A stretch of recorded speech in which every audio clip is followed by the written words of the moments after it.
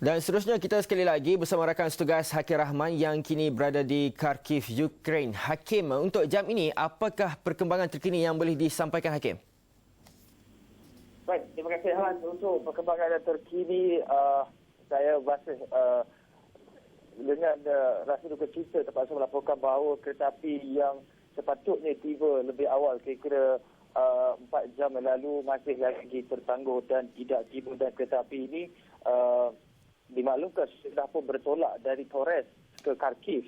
Namun kemunculannya masih lagi kami nantikan di sini. Dan ini mungkin disebabkan beberapa masalah teknikal ataupun logistik yang dihadapi dalam usaha untuk menghantar kesemua mayat ataupun beg mayat itu ke Kharkiv ini. Dan bagaimanapun seperti itu maklum, sebelum ini Presiden Ukraine Petro Poroshenko telah pun mengarahkan tenteranya untuk ambil langkah menjaga keselamatan kereta api itu untuk memastikan supaya ia sampai ke destinasi dengan selamat. Dan untuk maklumat juga, 6 wakil Malaysia sebenarnya turut menyertai perjalanan kereta api itu dari Torres ke Kharkiv yang jaraknya kira-kira 300 km.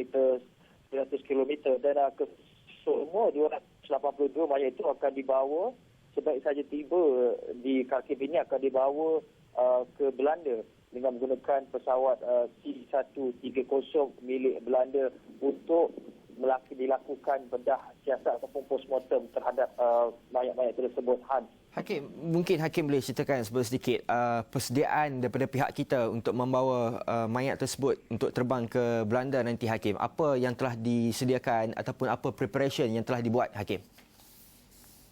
Okey, preparation adalah dari segi anggota ataupun pasukan yang ada di sini, iaitu mereka ini terdiri daripada 12 anggota forensik PDRN dan juga anggota SMART, Pasukan Penyelamat Khas Bencana Malaysia, seramai 24 orang, keseluruhannya 36 orang.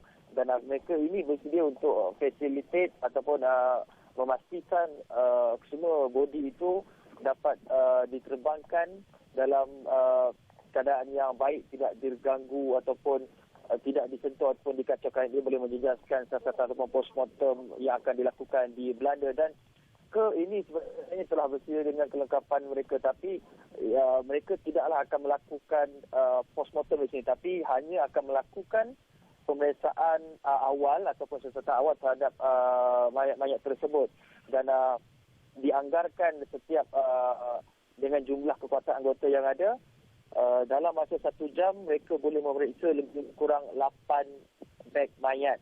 Dan itu kalau kita kira dalam masa 1 jam mereka terpaksa boleh berkemampuan untuk memeriksa, membuat pemeriksaan awal terhadap mayat itu. Dan dia pastinya dengan jumlah 283 itu akan mengambil sedikit masa sebelum boleh diterbangkan ke Belanda nanti. Dan itu adalah persediaan dari segi pasukan khas Malaysia, dari segi fizikal dan mental mereka memang lebih dari bersedia. Tapi kalau kita flashback, kita lihat balik laporan-laporan yang dikeluarkan oleh Medan Barat, ada yang mungkin lihat tindakan ini sebagai tidak wajar. Tapi kalau kita berbalik kepada asas dan melihat perbuatan menembak jatuh pesawat itu adalah satu tindakan yang mencabul undang-undang antarabangsa.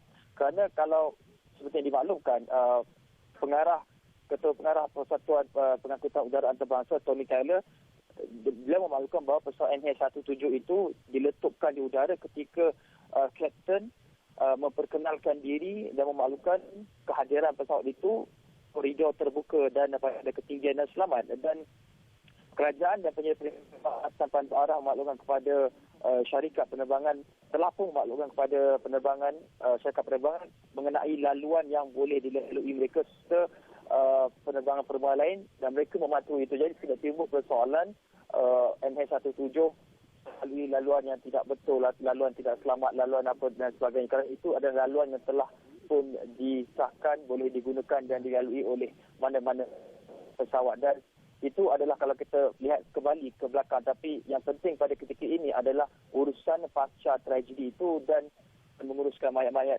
tersebut, melakukan postmortem. Siasatan teknikal juga perlu dilakukan bagi mengenal pasti siapa pelakunya, siapakah pelaku yang menembak jatuh pesawat penumpang MH17 itu. Kerana Malaysia sebagai negara pemilik pesawat itu perlu diberikan keadilan dan mereka yang bersalah perlulah dibawa ke muka pengadilan bagi menerima hukuman yang setimpal. Han.